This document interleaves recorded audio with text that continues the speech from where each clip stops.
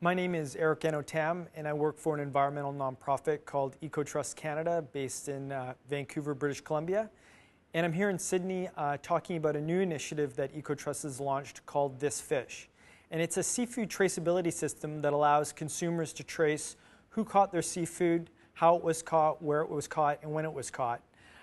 It's a system that marries new sort of social media technology and material traceability together. I call it faceability because it's really about a system that allows the consumer to put a face on the seafood that they're eating, the person that actually produced it, that caught it, that processed it. And it's a new system that was launched 2 years ago, and it's expanded from the Pacific coast of Canada to the West Coast. And now we're looking at piloting the system in Europe, the United States, and possibly even in Australia. So I work for an organization called Ecotrust Canada. I'll just recap. A few of you may have not been at the talk last night. So we're an environmental nonprofit based in Vancouver, British Columbia. I'm actually based out in Ottawa, in the nation's capital. And the purpose of our organization is to work on the conservation economy. And that's an economy that integrates social and ecological values into the productions of goods and services. We primarily work on the British Columbian coast, and we worked in the resource sectors, so fisheries, forestry, renewable energy, land use planning, and we typically work with local First Nations, local rural communities, and small businesses. So that's sort of the perspective that we come from. Myself, I'm from a long string of fishermen. This is actually a photograph of my grandma and grandpa and my mom on the left there, and some aunts and uncles. The photo was taken in the late 1940s in the small village of Ucluelet on Vancouver Island, where I was born and raised.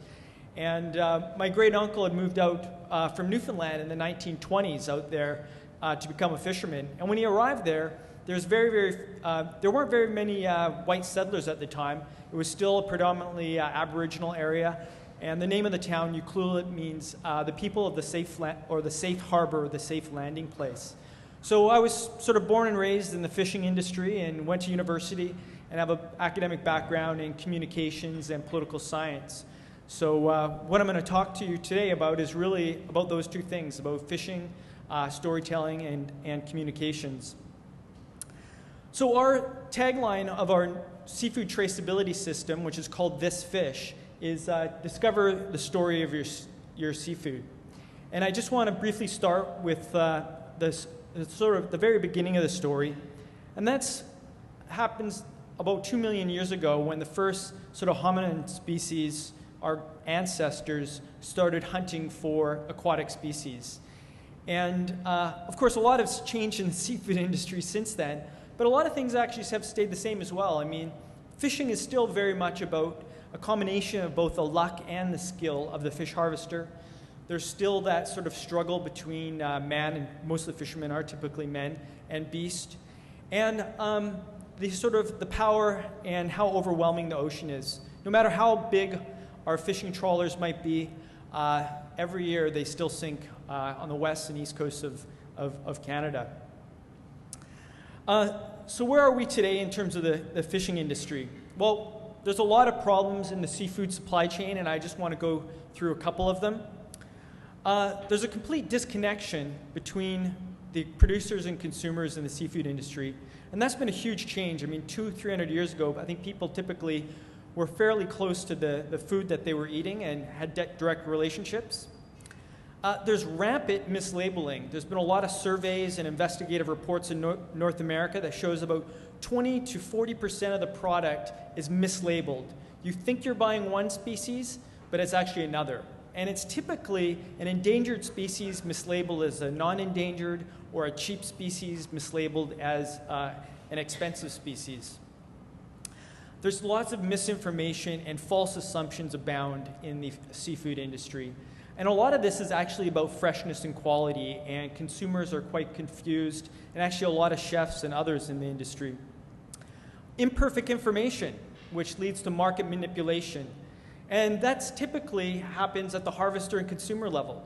It's those people in the middle, the distributors and processors, that actually have access to most of the information and can manipulate the market. So harvesters are often price takers. They often have very little information in terms of prices and supply in the market.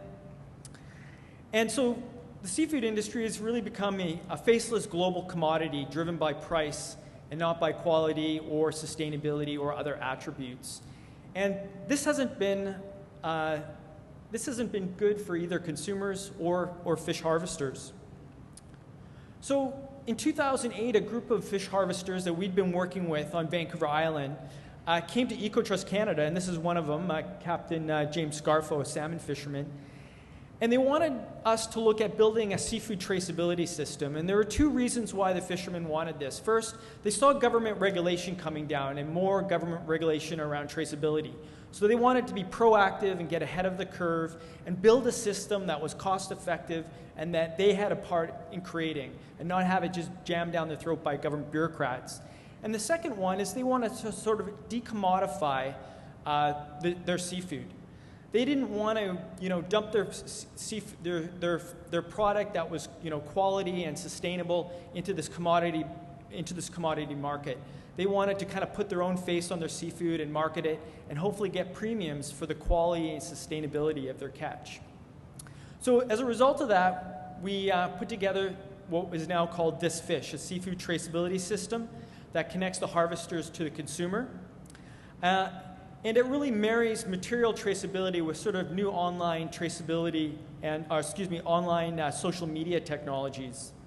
And as Elspeth said, I call it faceability. It's really about putting a face on seafood. A lot of fishermen call our system sort of like Facebook for fishermen.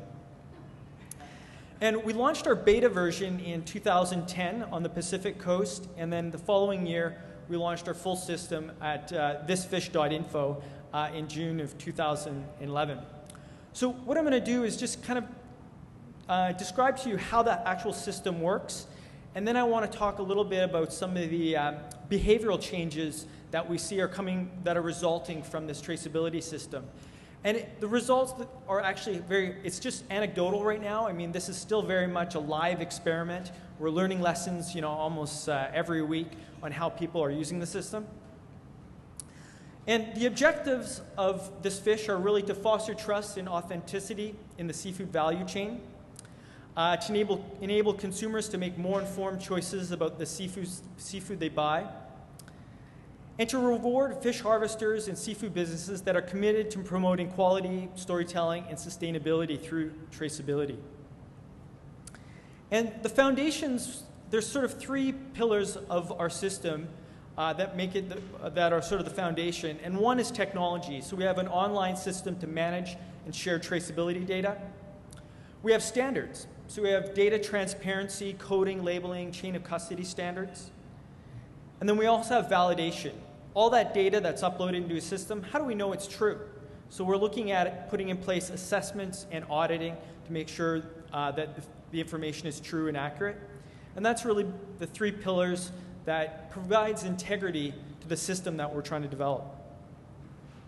So how does it work? Well, basically, when a fisherman goes out and catches some fish, they apply a unique identifier to that particular catch. Then the fish harvester, or sometimes the processor, actually uploads data related to that catch and links it to the code. And that's information about when, where, and how a fish was caught. Then as the fish travels through the supply chain, other handlers of the fish can also upload their data about how catch is either transformed or shipped or received. And then finally, when the fish arrives at a restaurant or a retailer, the chef or clerk can trace it and then share that information. And then, of course, they can also share the code. So they can give the code for the product to the consumer, who then can use a mobile phone or computer to trace the story of their seafood. So some of the features of the system I'll just kind of go through. We also obviously have a coding, tagging, and labeling system. And it varies depending on the kind of product. There you can see some of our tags on lobsters, and on the other side there's a code and a website address. Same is affixed to finfish. We also have wholesale case codes, so like filleted product that's put in cases, we have codes as well. And even on consumer items, We have some companies that have frozen products that have consumer packaging, and the codes and website address are put on those packages as well. And so the coding system is quite complex depending on the chain of custody and the type of product. This is just an example of the different kind of product flows from harvester all the way to consumer, and how we do the coding and labeling can vary depending on the product. Of course, then there's the uploading. So fishermen actually log on to the website, and here's just a part of the catch uploading form that they have to fill out.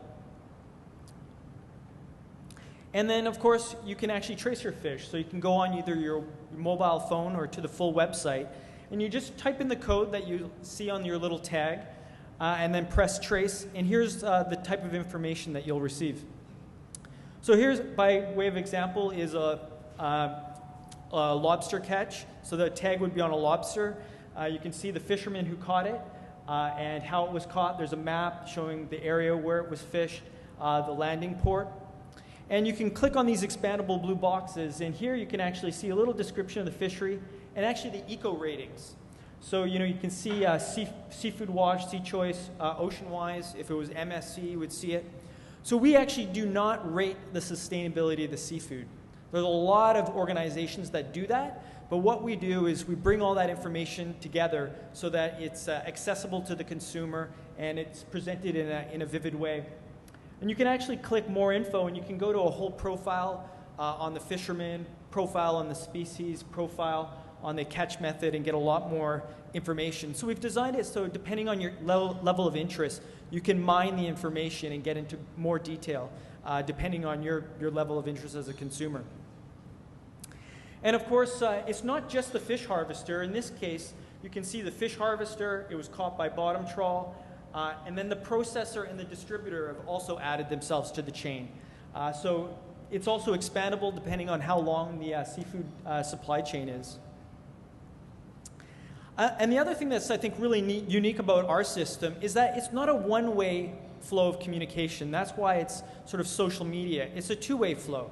So not only does the consumer see where their fish comes from, but the fishermen, when they log into the system, they can actually see where their product is being traced and receive comments back from consumers. So I'm going to just show you an example. This is Chris Hudson. He's one of our lobster fishermen from Nova Scotia. And when he logs into this fish, he comes to a dashboard. And this is a private dashboard for the fishermen. It's password protected, so nobody else can see this data. Chris has allowed us to show his data to people just for demonstration purposes. And you can see there's a map there. And every time somebody traces one of Chris's lobsters, it creates a unique web page for that lobster. And then we collect web analytics on where the location of the tracer is, when it was traced, how many times it was traced. And then we put up a lot of this information onto Chris's dashboard so he can see where his lobsters were traced. And then he can poke into the map and zoom in to take a look at the specific villages and towns where it was traced. We can't identify the individual person, but web analytics can give us the general city. The other element is when you trace your catch, there's a little orange box that says, send a note to your fisherman. So a lot of consumers are actually sending correspondence, letters to their fish harvesters. And here are just some examples of comments sent from around the world to fish harvesters in Canada. And so what I did, I took all the comments that have been put in the system so far, and I put it into one file, and then I uploaded it to a website called Wordle, and it came out with a tag cloud. And so you can see, this is a content analysis that shows you what are consumers saying to their fishermen.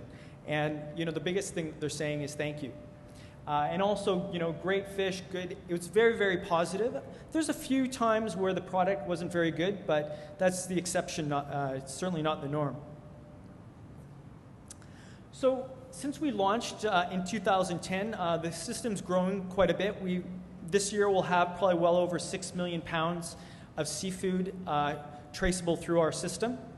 We started off with only a couple species on the West Coast. Now we have 12 Pacific species that are traced through our system.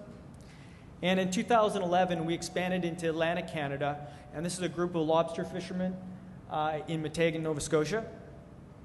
Now we have about 8 species in Atlantic Canada, as well as 2 species in the Dutch Wadden Sea.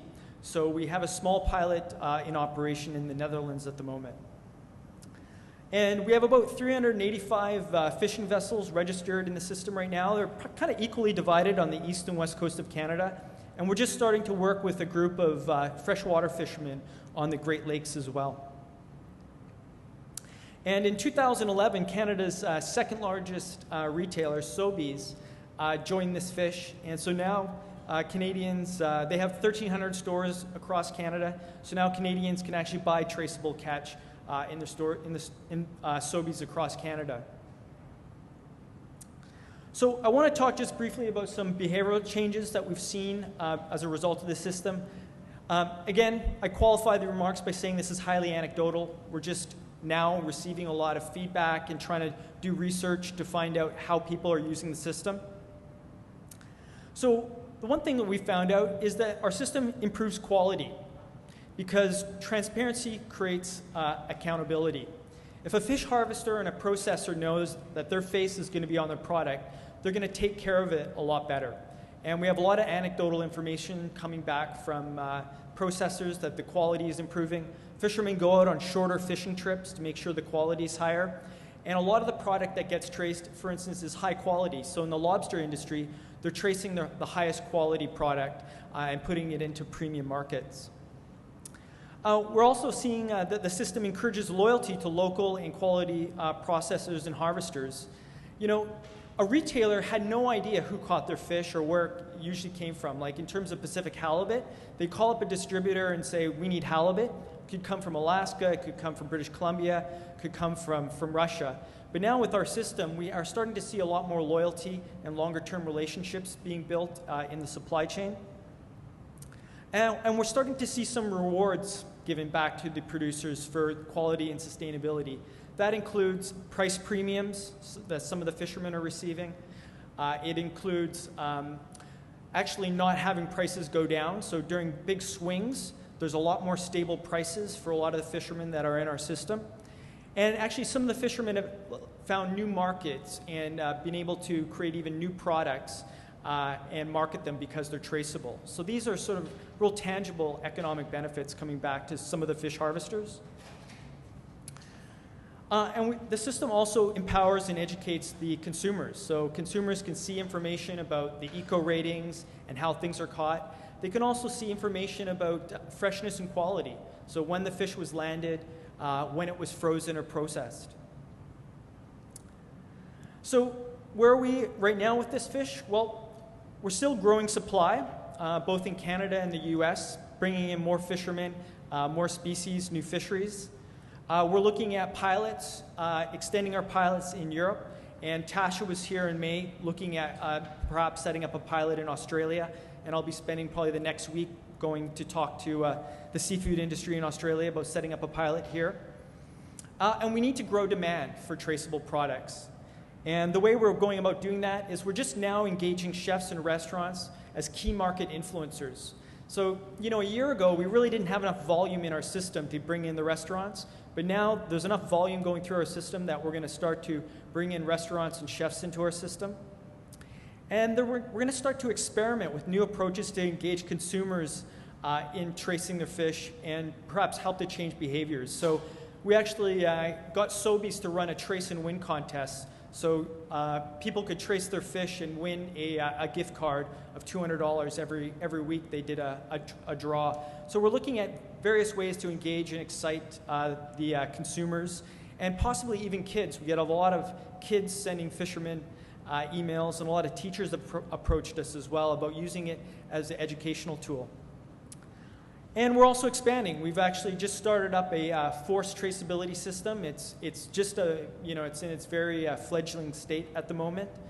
And we've had so many farmers approach us that we're just now starting to look at using some of the technologies for farming. And just to wrap up, this is what it's all about, I guess. It's about creating a more sustainable and more economically viable industry for the future. So thank you very much, and if you have any questions.